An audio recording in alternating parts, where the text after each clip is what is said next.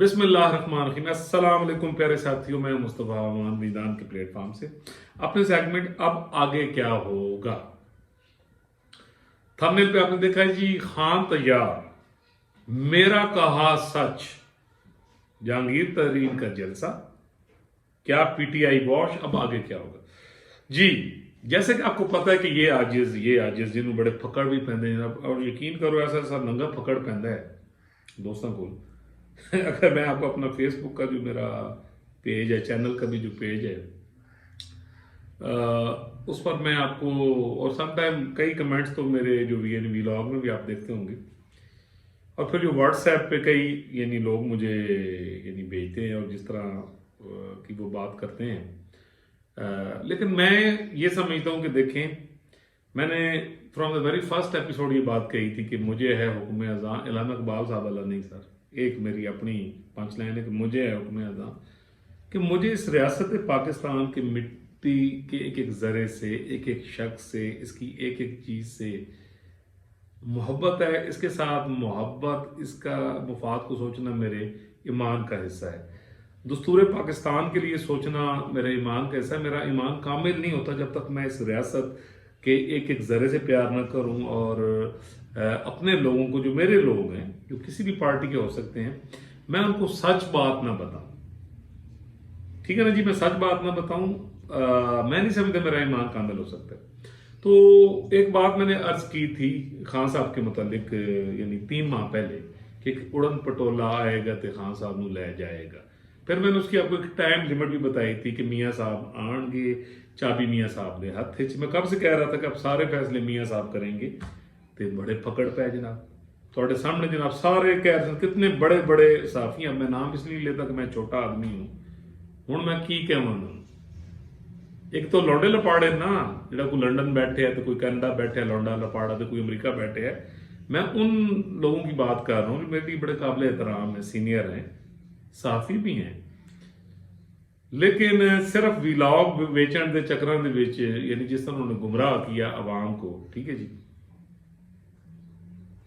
और मैं तो फिर हैरान होता हूँ कि यार किस तरह फिर वो उसको डिफेंड कर लेते। मैं कह रहा था कि गौहर भट्ट साहब ने एक शरारत की थी, एक फिक्रा कहा था, यानी हमारे उस्ताद ने गौहर भट्ट साहब, कि भाई असी तो किदों तो कह देते हैं कि मियाँ जदू आएगा लग पता जाएगा। तो मैंने उसकी फिर इंटरप्रिटेशन, अपने उस्ताद मोहतरम की जो बात थी उसकी इंटरप्रिटेशन में मैंने 2-3 व्लॉग्स की, और मैंने आपको अपना विजदान बताया कि जनाब मियाँ साहब आ रहे हैं।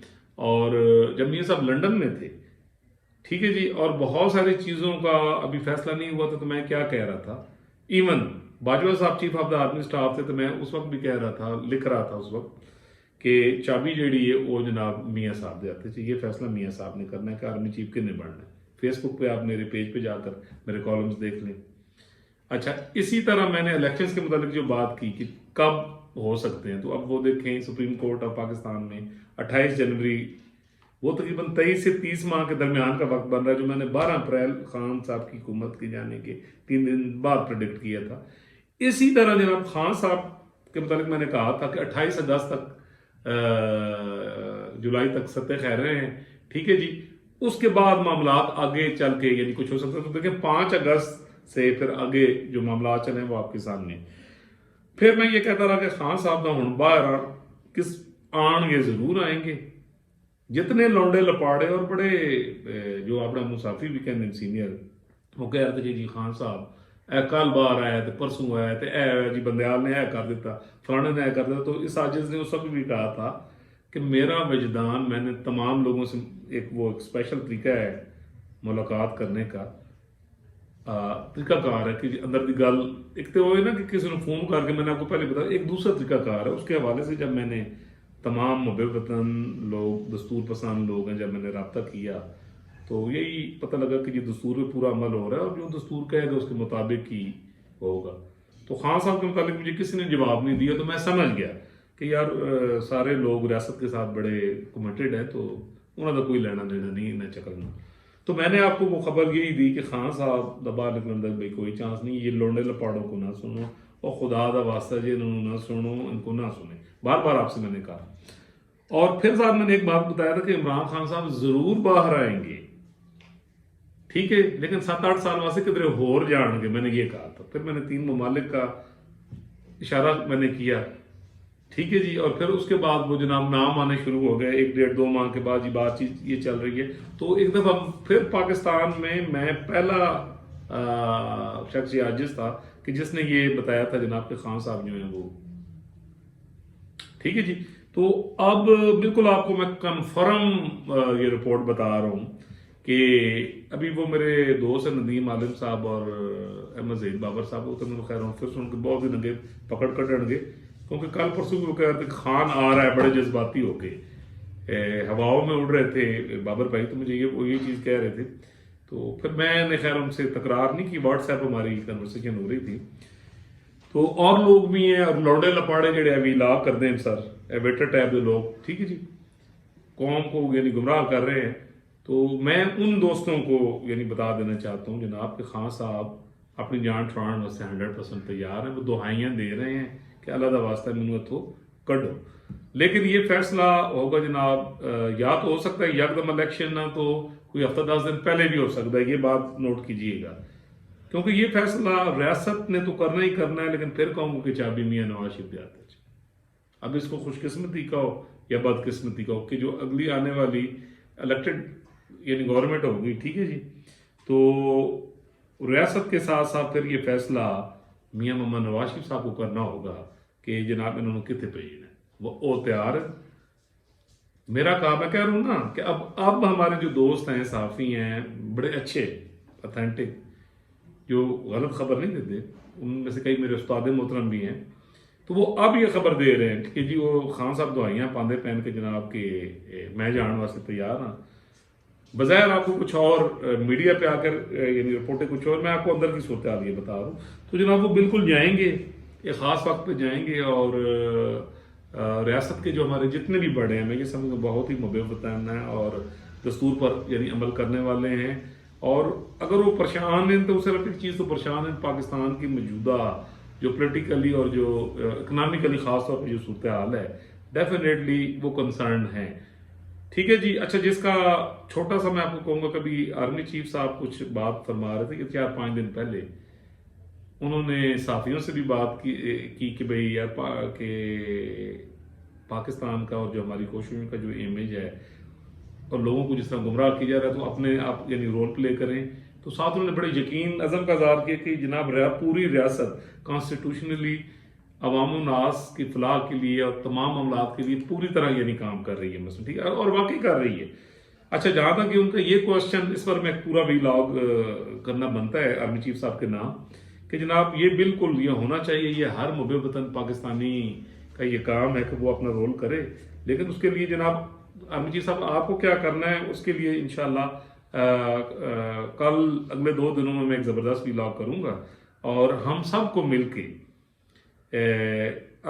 ہم سب نے ایک دوسرے کا ساتھ بننا ہے، ڈھال بننا ہے، اور اس گرداب سے یہ جو ایک یعنی گنڈا بھی کیا جا رہا ہے، اب اس کا مقابلہ کس طرح کرنا ہے. ہم نے بڑا امپارشلی بات کرنی ہے، ایمانداری کے ساتھ بات کرنی ہے.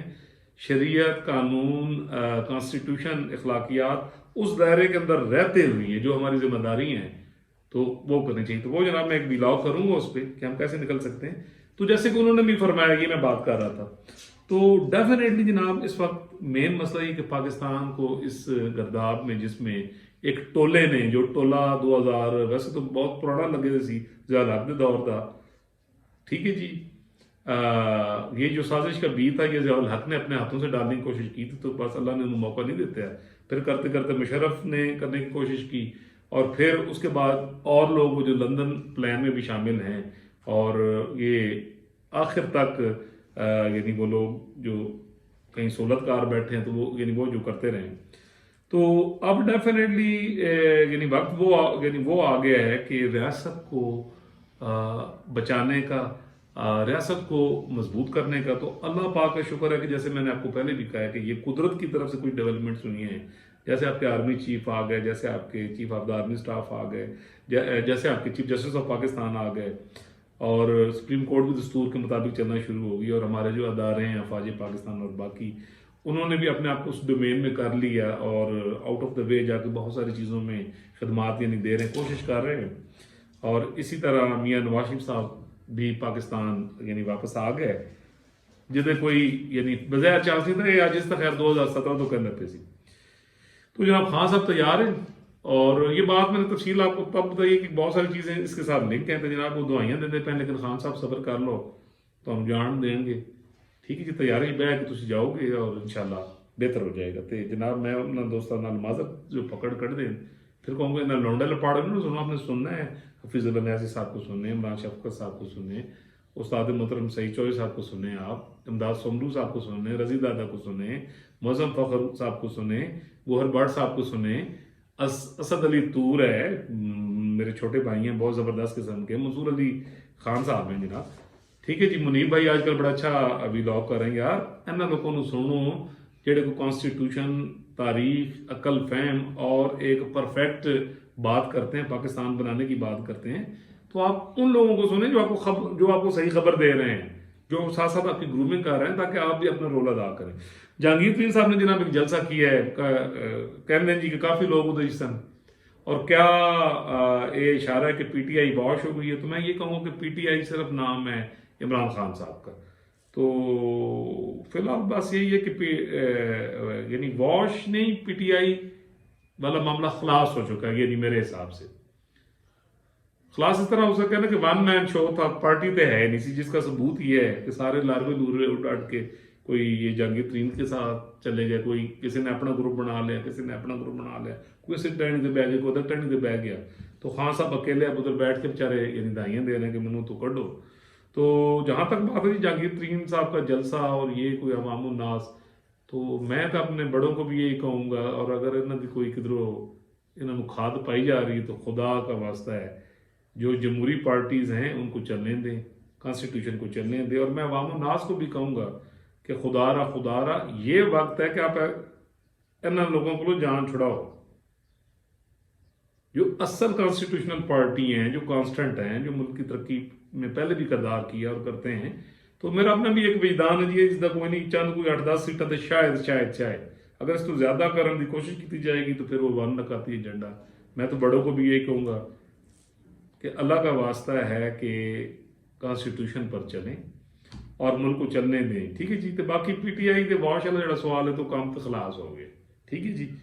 بس ایک دکا کدھر جی وہ کہنا نا کدھر کچھ تھوڑا بہت رسپانس آندہ رہتا ہے. میرے خیال میں کافی خاموش پیغام تھا یعنی آپ کو سمجھ آ گئی ہوگی. اللہ تعالیٰ پوری دنیا پر پاکستان پر بچے بیل بوٹے پر اپنا کرم کرے. اللہ تعالیٰ پاکستان کی ساتھ تمام جتنی بھی قیادت ہے ریاست کی اسے اپنی امان میں رکھے اور اسے دستور پاکستان پر سختی کے ساتھ عمل کرنے کی توفیق دے. صرف دستور پاکستان. اگر آپ نے میرا چینل سبسکرائب نہیں کیا تو کائنڈلی کر دیجئے, بیل آئیکن کا بٹن دبا دیجئے. اور وجدان وہ پلیٹ فارم ہے جہاں پر آپ کو بالکل پرفیکٹ خبر ملتی ہے. ٹھیک ہے جی. جیسے یہ خبر ثابت ہوگی اس کے ساتھ اور بہت تھرلنگ ولاگ ہیں تو انشاءاللہ ملیں گے جی نیکسٹ ٹاپک.